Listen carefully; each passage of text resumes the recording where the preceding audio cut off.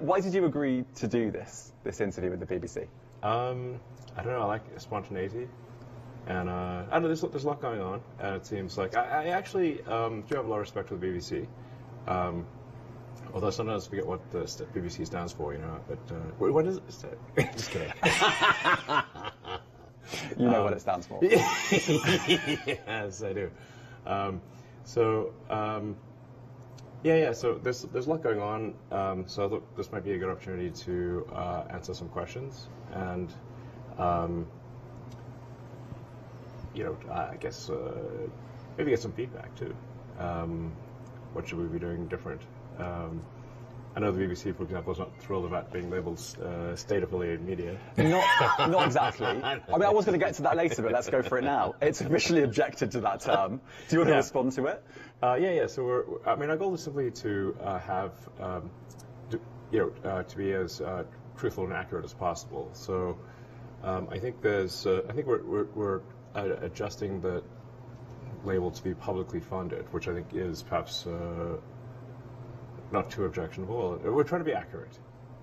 I'm not the BBC, but publicly funded is how the BBC describes it. Okay, so that would be accurate. Itself. If we use the same words that the BBC uses to describe itself, right, that presumably would be okay. I'm not asking you for a yes or no, since you're not running the BBC per se. But it seems to pass a reasonable test. So you're going to change those labels on the BBC Twitter feed and also NPR's as well? Yeah. Right. Publicly funded. Basically, that's we're trying to be as accurate as possible. Okay. Yeah. All right. Fine. First of all, I just want to clear something up. Are you sleeping in the office? Here? I sometimes sleep in the office. Like? In the library. 5 days a week? No. 3 days a week? I'm not here 5 days a week. But there's a library that nobody goes to on the 7th floor, and there's a couch there, and I sleep there sometimes. Okay. In terms of the general overview, the reason why I think you've agreed to do this is because you wanted to talk about the first 6 months as chief executive owner of Twitter. Yeah, it's kind of like whatever you want to talk about, you know. Right. So, how do you think it's gone? Well, it's not been boring. It's been quite a roller coaster. Things are going, I think, reasonably well. I mean, we've seen some all-time highs in terms of total user time. So we passed 8 billion user minutes per day, which is a lot of user minutes. So usage is up. Growth is good. The site works mostly. We have a few glitches here and there, but the site is working fairly well.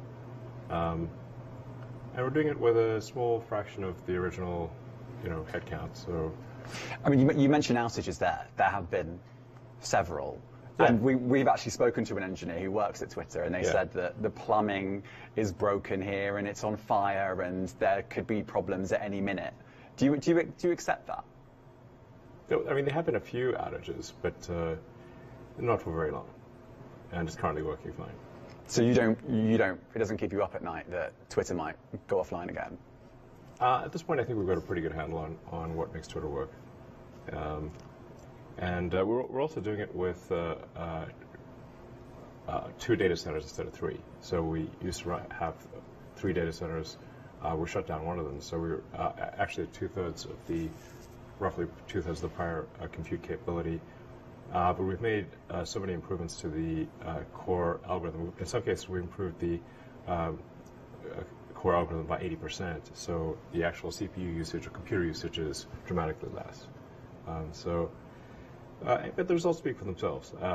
The system, despite being at all-time highs of usage, is fast. It's responsive. It's more responsive than it was before the takeover.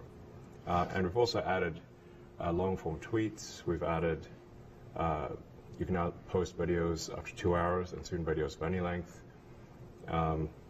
We're rolling out our subscriber programs so people can content creators can actually make a living on Twitter by having some of their content behind a paywall. And we open source the algorithm, so there's transparency about what tweets get shown, what content gets shown versus not. I think you say, like, what are you really going to trust? Are you going to trust some sort of black box algorithm from some other site, or are you going to trust the thing that you can actually see and understand? But do you accept that there are lots of engineers that are looking at the way that Twitter is built, and the lack of engineers, because so many have left, and are worried about the health of Twitter? Well, I mean, there've been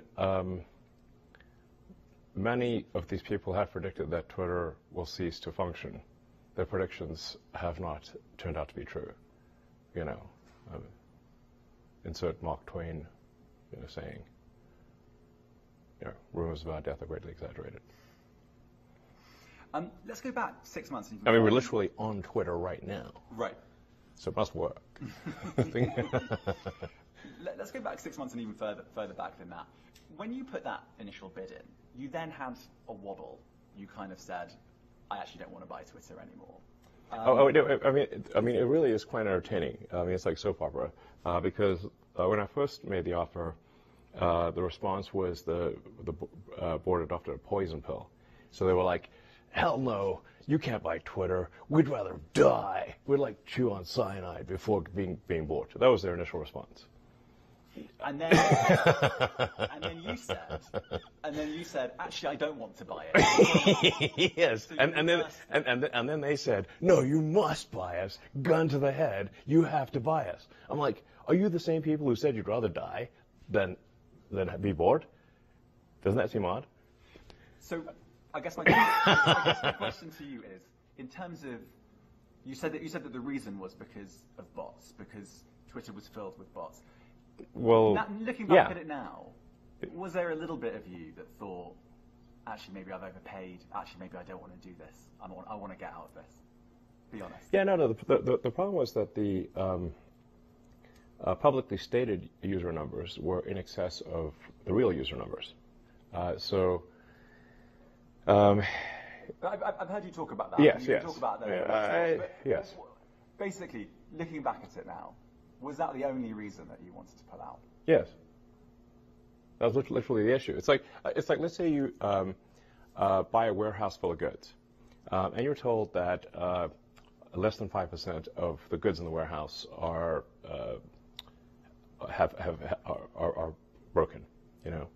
But then you actually get the warehouse. You look into the warehouse, and it turns out actually 25% of the things are broken. You'd be like, that's not what you said. So then you changed your mind again and decided to buy it. Did you do that? I kind of had to. Right. Did you do that because you thought that a court would make you do that? Yes. Right. Yes, that is the reason. Right. So you were still trying to get out of it, and then you just were advised by lawyers, look, you're going to have to buy this. Yes. Interesting. So you yeah. So you didn't actually want to purchase it, even when you said you were going. Well, not at that price. You were going to, really. No, I mean, like let's say, I think the analogy is pretty close. Like, let's say, it's like there's a warehouse full of goods. They say the warehouse, less than 5% of what's in the warehouse is broken. And then you walk into the warehouse, you say, actually, it's 25%. So you might still want to buy what's in that warehouse, but probably at a lower price. Not buying the stuff that's broken. So you didn't have an epiphany. You just thought, I'm gonna have to buy this. I might as well buy the bullet. Yeah. So then you walk. It's not super complicated. Right. I'm not sure you've said that before. Oh, fair enough. So then you came into Twitter. Cue a whole bunch of court cases. You said this in the BBC interview, blah, etc. So you then came into Twitter with a sync. What were your first impressions? Well, I thought, wow, this is a really nice office building. And expensive. Yes, a very expensive office building. Great decor. It's a lovely place.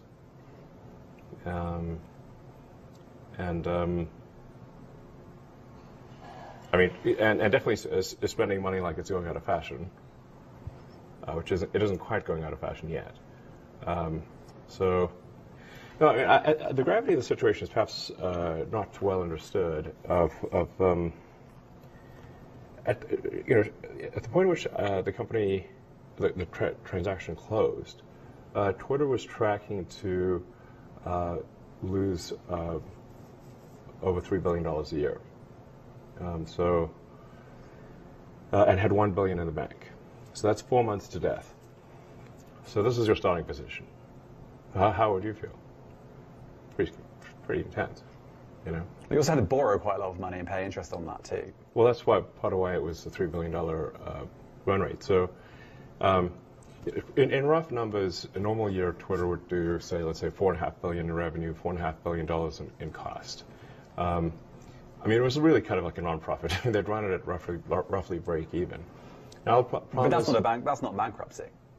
You're not saving that company from bankruptcy.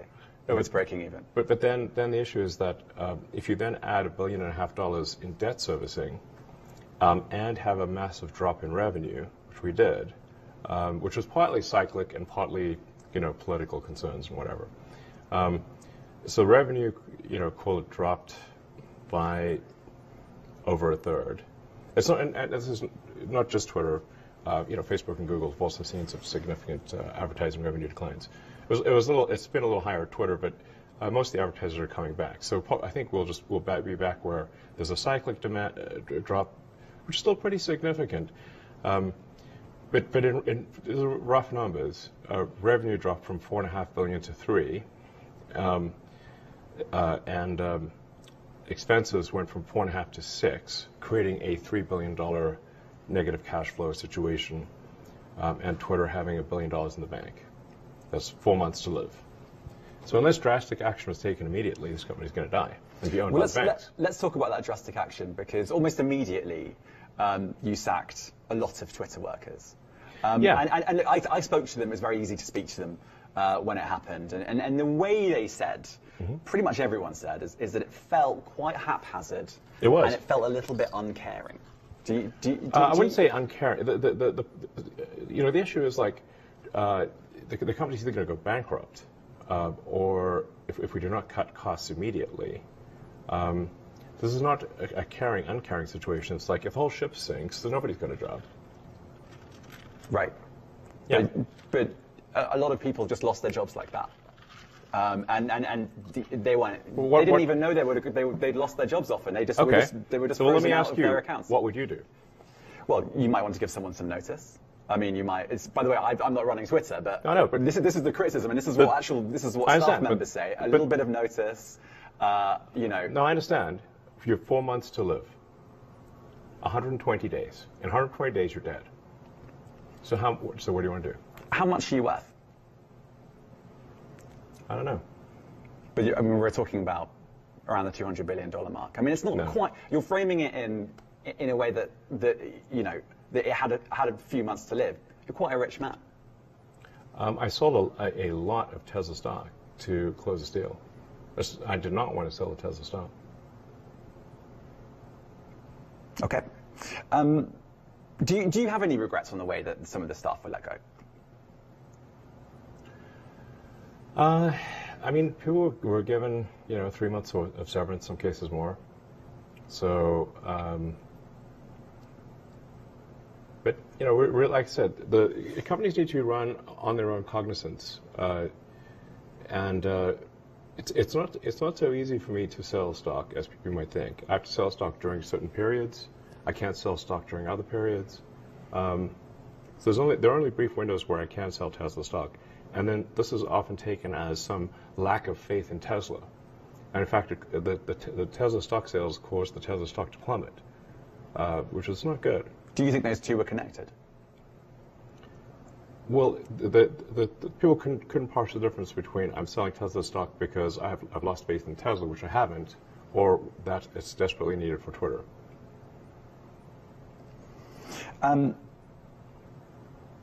Okay, and then after that, after you let go of a lot of staff, obviously Twitter became slimmed down a lot, and then you started making some more policy decisions. One of those policy decisions was to bring Donald Trump back. He hasn't actually tweeted yet. Right. Do you expect him to come back at any point? Like, have you spoken to him? I haven't spoken to him. I don't know. He may or may not come back. But the point is that Twitter should be a town square that gives equal voice to the whole country and ideally the whole world. It should not be a partisan politics, and the more of a partisan politics that are on the very far left of the spectrum. San Francisco, Berkeley politics normally is quite niche, but if Twitter effectively acted as a megaphone for very niche regional politics and megaphone that to the world. So, in order for something to serve as a digital town square, it must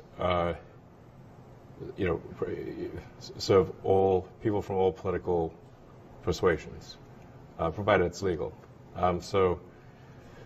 Close to half the country voted for Trump. I wasn't one of them. I voted for Biden. But nonetheless, free speech is meaningless unless you allow people you don't like to say things you don't like. Otherwise, it's irrelevant. And if at the point at which you lose free speech, it doesn't come back. I think the issue some people have is that a lot of people were brought back. I mean, some people were brought back who were previously banned for spreading things like QAnon conspiracies. You have people like Andrew Tate who were brought back, who were previously banned for things like hate speech. Do you think you prioritize freedom of speech over misinformation and hate speech? Well, who's to say that something is misinformation? Who's the arbiter of that? Is it the BBC? You're literally asking me? Yes. Well, no, you are the arbiter on Twitter, because you own Twitter. Yes, I'm saying who is to say that one person's misinformation is another person's information? At the point at which you say that there is this is misinformation, like who is going to decide that? But you accept that misinformation can be dangerous, that it can cause real-world harms, that it can potentially cause... Yes, and the point I'm trying to make is that the BBC itself has, at times, published things that are false. Do you agree that that has occurred? I'm quite sure the BBC have said things before that turn out to not be true. Correct. In its, whatever it is, 100-year history, I'm quite sure. Yes. Even if you aspire to be accurate, there are times when you will not be. Right, but I think in the grand scheme of things, the BBC does aspire to be accurate. But you accept there has to be a line in terms of hate speech. I mean, you're not looking at total 100% unrestricted speech. Well, I mean, I generally am of the opinion that if the people of a given country are against a certain type of speech, they should talk to their elected representatives and pass a law to prevent it. So, for example, you cannot advocate murdering someone. That's illegal in the United States, everywhere, really, I suspect. So there are limits to speech. I mean, I guess taking your argument to a logical conclusion then, do you accept that there's more misinformation on the platform if it's not being policed in the same way? I actually think there's less these days because we've eliminated so many of the bots which were pushing scams and spam. And previous management turned a blind eye to the bots because their bonuses were tied to user growth.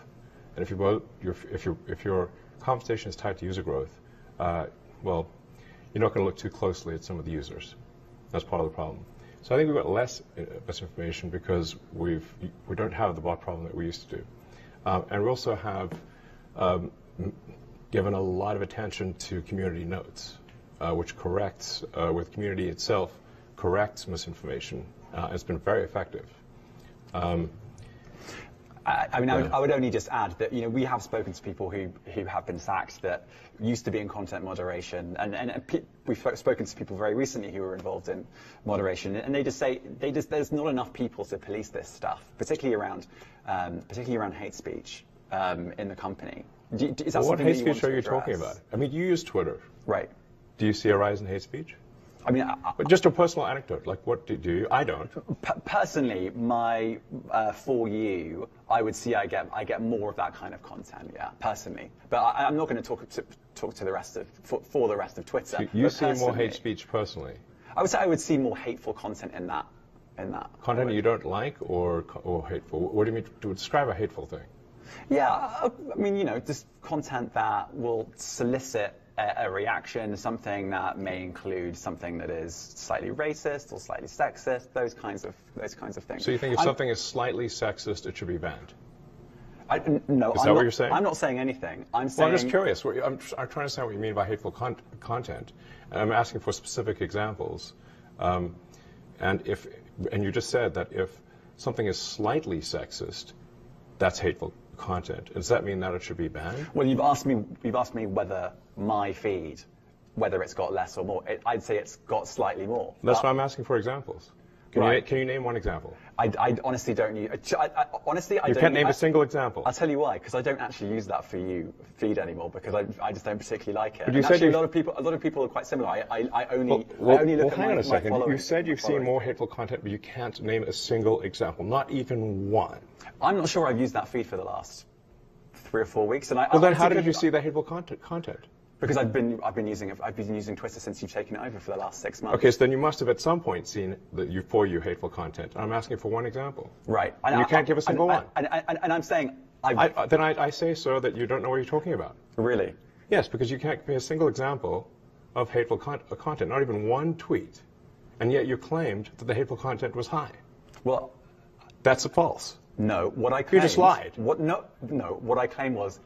There are many organizations that say that kind of information is on the rise. Now, whether it has on my feed or not, I mean, right, and literally if you look at something one. like the Strategic Dialogue Institute in the UK, they will say that. So look, people will say all sorts of nonsense. I'm literally asking for a single example, and you can't name one. Right, and as I already said, I don't use that feed. But then how would you know that? I don't think this is getting anywhere. You literally said you experienced more hateful content, and then couldn't name a single example. Right, and as I said, that's absurd. I haven't actually looked at that feed. Then how would you know there's hateful content? Because I'm saying that's what I saw a few weeks ago. I can't give you an exact example. Let's move on. We only have a certain amount of time. COVID misinformation.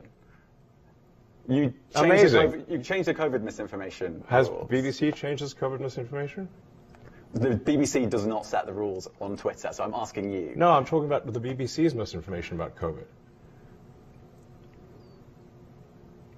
I'm literally asking you about, you changed the labels, the COVID misinformation labels. There used to be a policy, it then disappeared.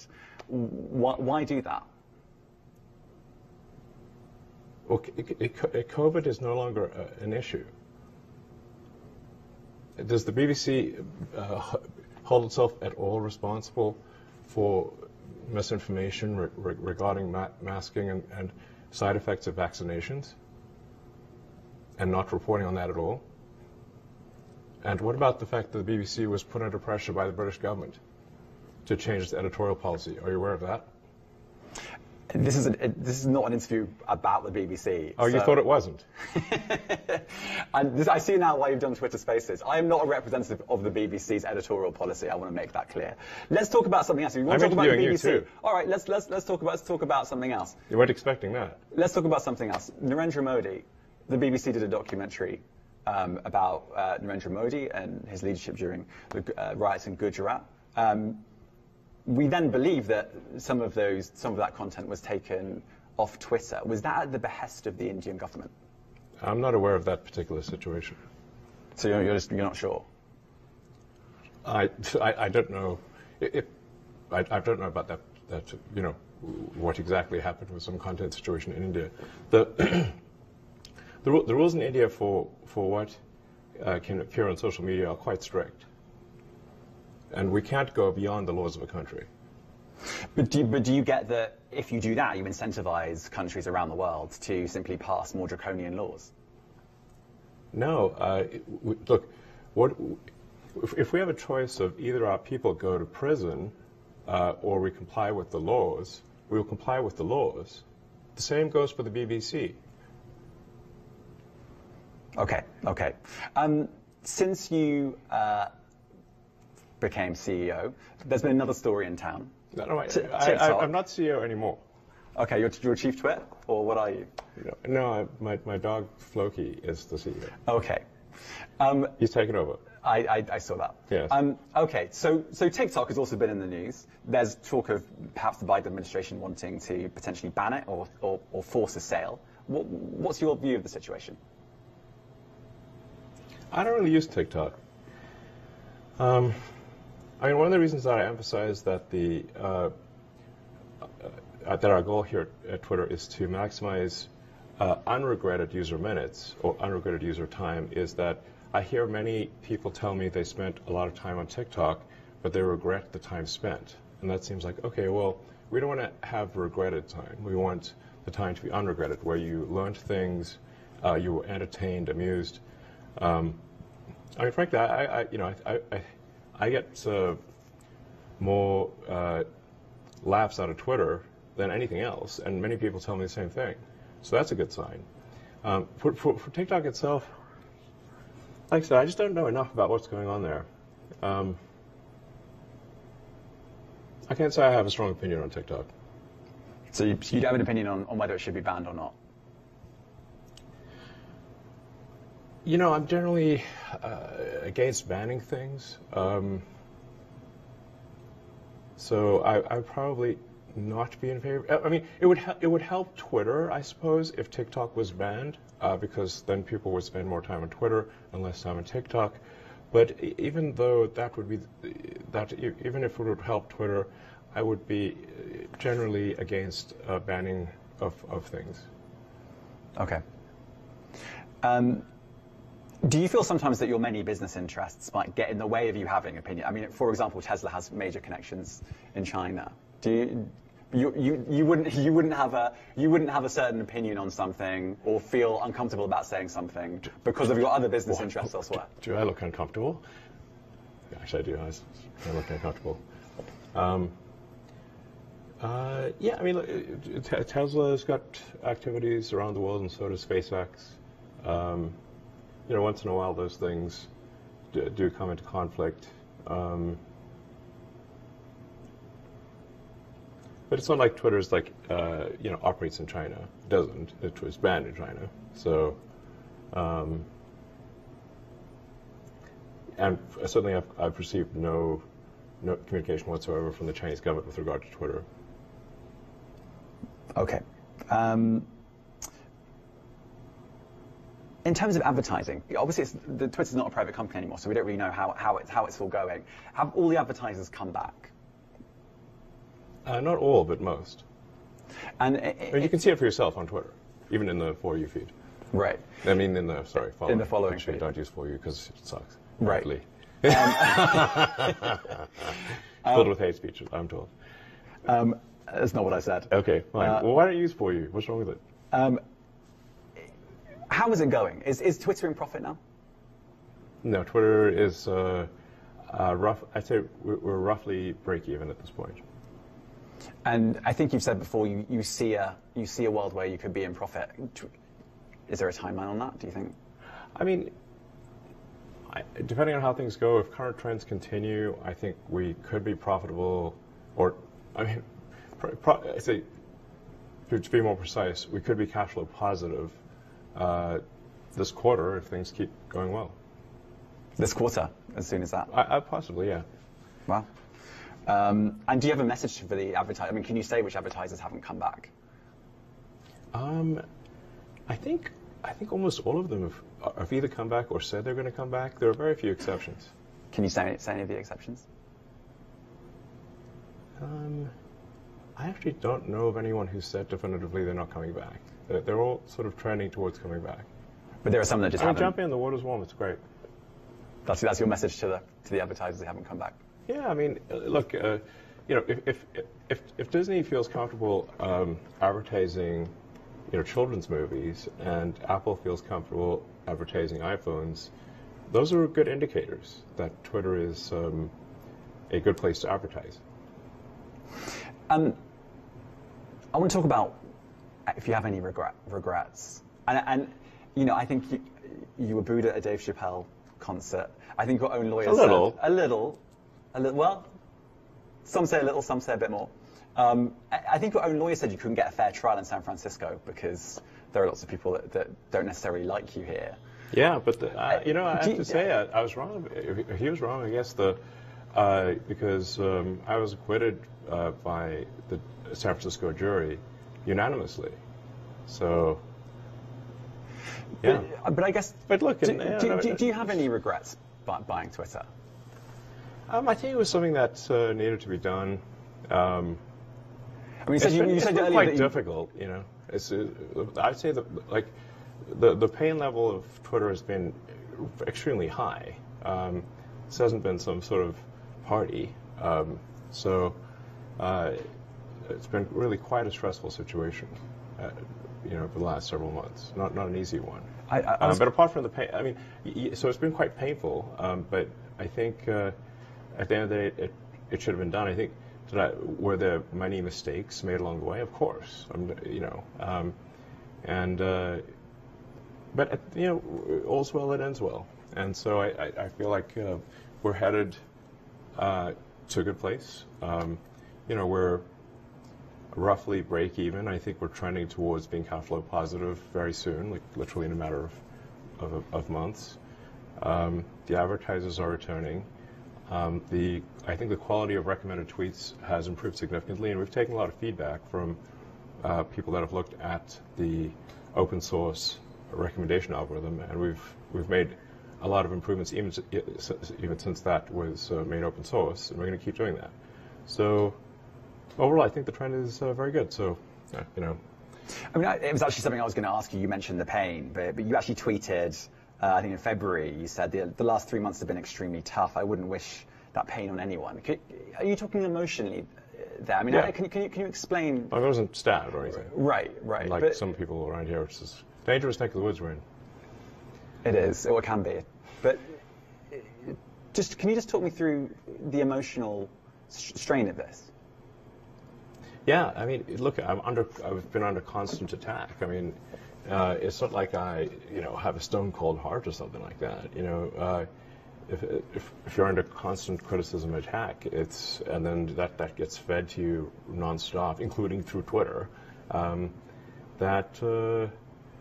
it's rough, Now, at the end of the day, I kind of think that if you do lose your feedback loop, that's actually not good.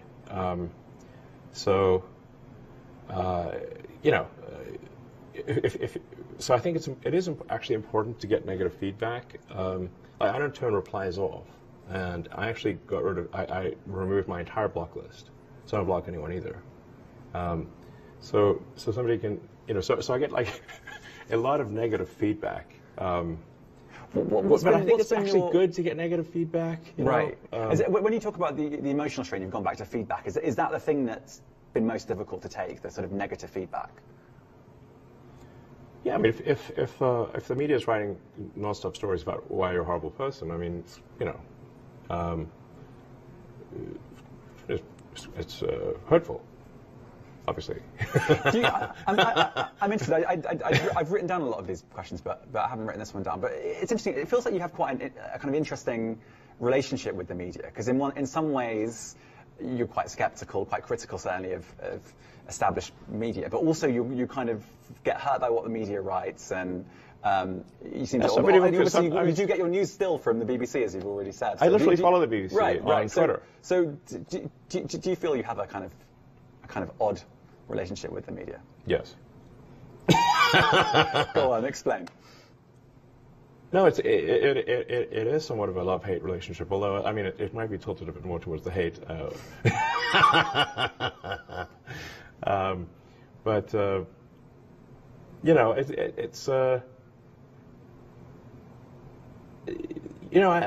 think this is sort of part and parcel of having a free media situation, which is that I do take heart in that the media is actually able to trash me on a regular basis in the United States, the UK, and whatnot.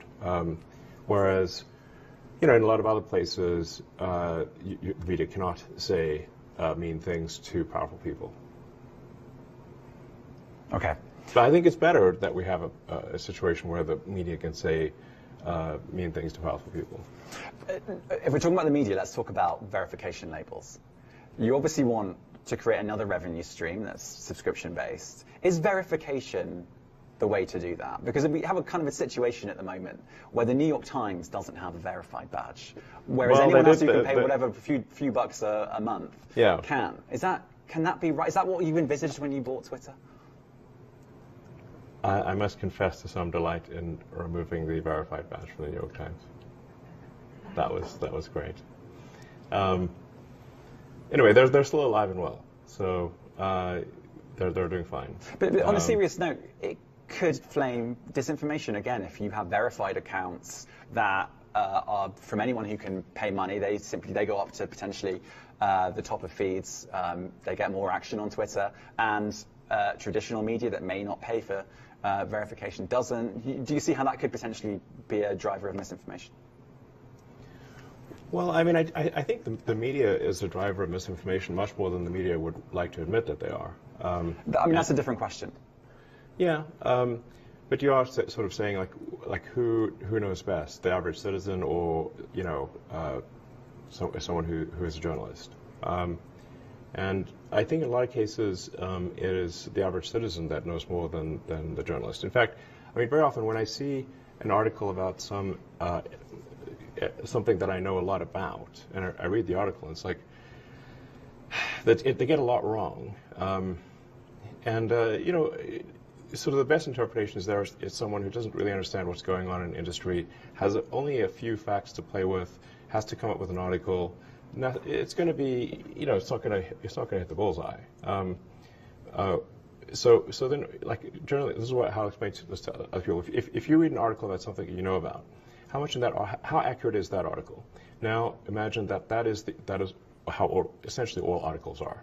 They're an approximation of what's going on, but not an exact situation. So if somebody is actually, let's say, in the fray, or like an expert in the field, and was actually there, and writes about their experience of being actually there, I think that actually that's in a lot of cases going to be better than a journalist, because the journalist wasn't there.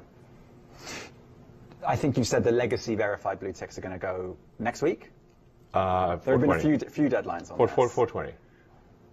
Yeah, I see the joke. That number will never leave me. Clearly. It cost you a lot of money. Well, fortunately, it didn't in the trial. Well, yeah, right, for the SEC, right? Yes, we're going to ask for a refund. Yeah, okay. Yeah. Good luck. Let's move on from that. But blue ticks, in theory, all legacy blue ticks gone next week, and at that point you'll kind of work out whether this is going to sink or swim. Yes. What's your hunch? I mean, you've obviously. I think it's going to swim. Yeah. Yeah, it'll swim just fine. Okay. What are you looking for in terms of a revenue stream on that? What are your goals? Well, I don't know if it's like necessarily a giant revenue stream. Because even if you have sort of 1 million people that are subscribed for, let's say, $100 a year ish, that's $100 million. And that's a fairly small revenue stream relative to advertising. But what we're really trying to do here with verification is to massively raise the cost of disinformation and bots in general. So my prediction is that any social media company that does not insist on paid verification will simply be overwhelmed by advanced AI bots. I mean, ChatGPT is essentially a zillion instances of ChatGPT. How would you even know? Is that really what you want on the platform? Do you want big news organizations being overwhelmed by bots so that they have to pay you some money? No, the point is that you won't be. If you pay. But a lot of organizations have already said they're not going to pay, like the New York Times. Well, then, that's up to them if they, going to make them pay. It's a small amount of money, so I don't know what their problem is. But we're going to treat everyone equally. So what we're not going to do is say that there's some anointed class of journalists who are the special ones who get to tell everyone what they should think. That it should be up to the people what they think. And even if an article is completely accurate and comprehensive and everything, there's still in writing that article, the media is choosing the narrative. They're deciding what to write an article about. So I'm hopeful that this can be more a case of the public choosing the narrative as opposed to the media choosing the narrative. But the media can choose the narrative, at least a combination of the media and the public choosing the narrative. And the public getting to weigh in on stories if they think they should add something to it or we got something wrong. And over time, I think if Twitter is the best source of truth, it will succeed. And if we are not the best source of truth, we will fail. Someone comes in and offers you $44 billion for Twitter right now. Would you take it? No. Would you consider it? No. Why? Well, I take it back. It depends on who. I suppose if I was confident that they would pursue, they would rigorously pursue the truth, then I guess I would be glad to hand it off to someone else. I don't care about the money really, but I do want to have some source of truth that I can count on, and I hope that's our aspiration with Twitter, is to have a source of truth that you can count on. It's also real time. It's an immediate source of truth that you can count on, and that gets more accurate with time as people comment on a particular thing. Well, if you don't care about the money, you could just give it to someone that you think is a good person to run Twitter. Who do you think that might be? I'm not the boss of Twitter. No, but you might still have an idea. Who could run Twitter? Yes. Honestly, I have no idea who could run Twitter. Yeah, it's a hard job. Okay, let's move on to. You've said that you were going to stand down as I already have. chief executive, right? Okay. I keep telling you, I'm not the CEO of Twitter. My dog is the CEO of Twitter. Okay. Have you got any? It's a great dog. Other than the dog. He's very alert, and it's hard to get anything by him. Okay, that's good to know. Other than the dog, have you got any successes in mind? He's got a tail turtleneck. I mean, what more do you need? Okay. All right. We're going down that route. Steve Jobs or Elizabeth Holmes are you making reference to? I guess more Elizabeth Holmes. Okay. I've forgotten the question now. She's got a husky voice. And black turtleneck. Problem solved. What were we talking about there? Who would you want? Have you got a successor in mind? Not yet. Hopefully at some point. Right. So, because you did say you were going to stand down. Well, I did stand down. Okay. All right, let's move on from that then. All right. What about this office? I'm intrigued about this office. You said it was expensive. You don't really need a CEO. Yeah? Yeah. Why can't we be an anarcho-syndicalist commune? I think Jack Dorsey kind of recommended doing that, and you kind of ignored it. Yeah, it was kind of that, actually. This office, are you thinking about moving out of San Francisco?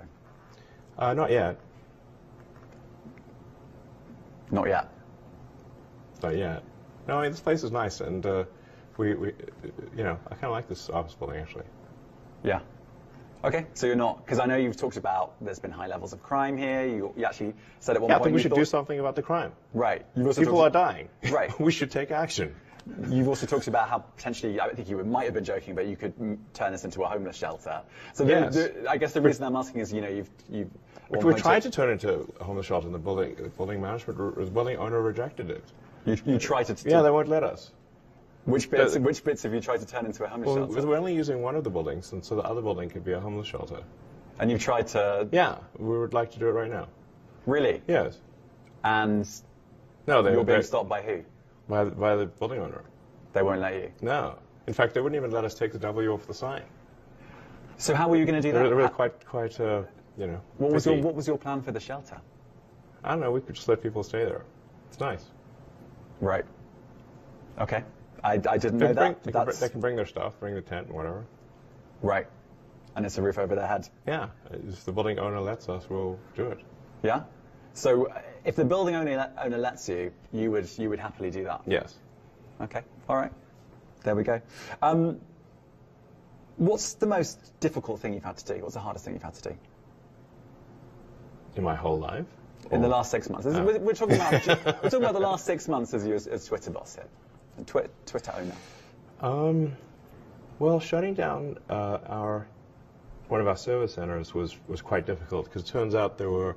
I thought the service centers were redundant, but there were in fact a lot of things that were hard coded to this one service center, and so when we shut it down, we actually it was quite catastrophic. We lost a lot of functionality, which sort of really rushed to put it back. When was that? And that was around late December, early January. So that was the biggest sort of, I'm worried here. Biggest crisis, yeah. Yeah. And what about hard in terms of emotional? I mean, just letting go. I mean, what were the levels of staff, and what are they now? I think we're around 1,500 people at this point, and there was, I think, 800.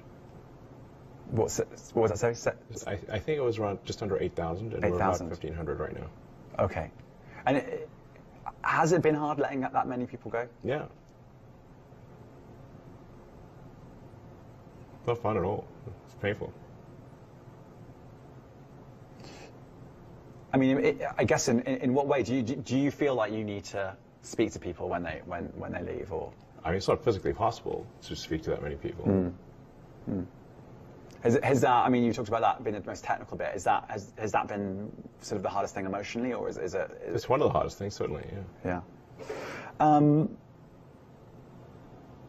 The Nancy Pelosi tweet. Leave it alone. Jesus. But that is an example of a few, and there have been others. Do you feel like you're an impulsive person? I mean, have I shot myself in the foot with tweets multiple times? Yes. Do you feel like... I need bulletproof shoes at this point. You've definitely done that. The issue is that you're now a Twitter owner. Do you feel like you should look at your tweets more? You have a higher responsibility when you tweet something out for it to be accurate? I think I should not tweet after 3 a.m. That's the rule. Yeah, well, maybe 2 a.m. That's the new rule. Yeah, something like that. Okay, so there's a blanket ban. I shouldn't. What are your Twitter rules? I mean, I've heard some people say never tweet when you've been drinking, or never tweet when angry. What are your Twitter rules? Well, I think those are two good rules. Yeah, don't tweet if you're wasted, or really upset about something. Yeah, probably. I mean, a good friend of mine actually had a good suggestion, and it has helped, which is that if you're going to tweet something that maybe is controversial, save it as a draft and look at it the next day and see if you still want to tweet it. And that has been a good rule of thumb. Okay. So I've got a bunch of things in my draft folder that I'm glad I didn't send. I can't remember whether I've asked you this. This is my sort of wrapping up at this point. But yeah, do you have any regrets? I mean, one can always, like, hindsight's 20/20, so that, a bunch of decisions that could have been made better for sure. But as I said, all's well that ends well, and things are going pretty well. So in the grand scheme of things, I can't complain. Okay. I'm going to just check my list of things to make sure I've actually asked. I mean, maybe this is something that people on the Twitter want to say. Ask, we can ask them. That's on you. That's on you. There's 680,000 people listening. There you go. That's a lot. That is a lot. Let's see. How do we see? Okay. Let me see who. I'll just look at my tweet and see what people are saying or what questions they have.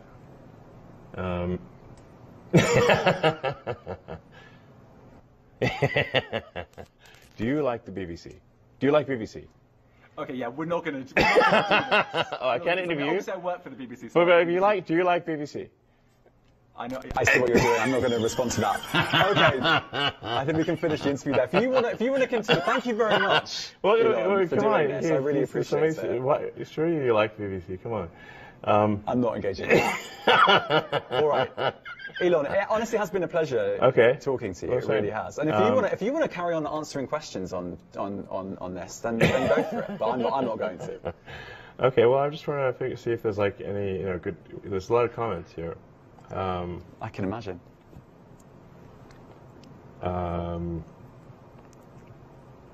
There's so many. Anyway, so it's nice to be interviewed by the BBC. I have a lot of respect for the British Broadcasting Corporation. When did you say when the actual label's going to go public? Oh, is it? Do we still say state media or whatever? Oh, it says government-funded media currently, as opposed to publicly funded media. Well, I guess probably we can make that change tomorrow if you like. It's up to you. I'm a journalist. It's up to you. But we'll expect that tomorrow. I mean, do you have any requests on a personal level, or you can't speak on a personal level? No, I don't. Okay. Yeah. I think we've established that. Go on, what questions are people asking you? Go on. I mean, there's like a lot of comments. Let's see. I was literally reading looking at replies to the fact that the spaces. Are there any good questions that I've missed out from the last 6 months? I'm sure there are many. I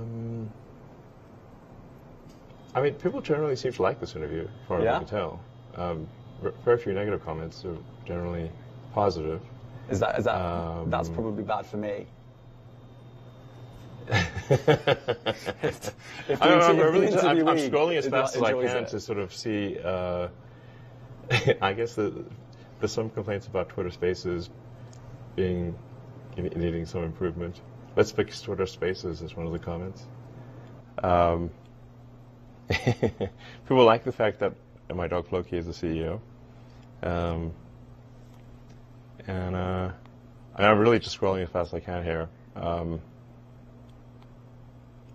I guess my reflection on this interview. I'd just like to say I like BBC. Okay. I do find it funny. I think, I mean, honestly, listening to the interview, the answer about misinformation and saying, oh, we don't police misinformation in the same way, but because we try and get bots, because we try and take down bots, we'll be effective at bots. There's actually less misinformation on the platform. I think that's a big factor. I'd like to ask you one more question on that, because that is quite a lot of people I think will be listening to this and thinking, really, you're arguing you can police content moderation far less and end up with less misinformation. First of all, we do have people working on content moderation. It's not like we don't. I've spoken to lots of people who've been fired. So lots of people have been let go. I mean, you've gone from 8,000 to 50,000. The censorship bureau was let go. I don't think the sort of putting a thumb on the political scales on the far left has been let go, because that's not right. That's not what you want for a public square. You've got to have equal treatment for people from across the political spectrum. So, some of them are going to be upset about that. But like I said, my experience is that there's less misinformation these days, not more, and that the community notes feature is extremely powerful for addressing so-called misinformation. I mean, you've had community notes placed on your own tweets. Yes. One of them involving an alleged diamond mine. Diamond mine? A mine that. What diamond mine? A mine that your father part-owned. Yeah, my father never owned a. So you're thinking of an emerald mine? Emerald mine. Yeah, I'd like to see a picture of this alleged emerald mine. Because you've been community noted on that tweet. Yeah. Did you know that? No, but he never owned a emerald mine. This is total bullshit. Not even a 50% stake. No. Because in community notes. But first of all, okay. Do you think something like an emerald mine would have like some sort of property register? There'd be like a picture of it. It's not like you can say, "Oh, that's my mine." These things are hotly debated. If you've got something valuable, you have to have some property record, like a house. but much more important than a house. And yet there is no property record whatsoever. There is no picture of this mine whatsoever. It doesn't exist. It's fake. So it's a really good example then, because there is a community note on that tweet that says, you said this thing on the X day, blah, blah, blah. So in that instance, the community notes didn't work. So you're saying that that's a way of solving misinformation, but you're literally saying one of those community notes is wrong. The community note may be referring to a thing where I went on a trip with my father to Zambia, but I never saw any mine or anything. So there's no mine. I'm not right, but at this point I'm just saying the community note says it is. So you're saying it's this bit great panacea, but yeah, it's literally on your own tweet, the community notes, according to you, are wrong. If they're referencing an article, then the article may not be wrong, but they're still representing. Anyway, the community notes is not going to be perfect, but it's the batting average of community notes I found to be extremely high. Right.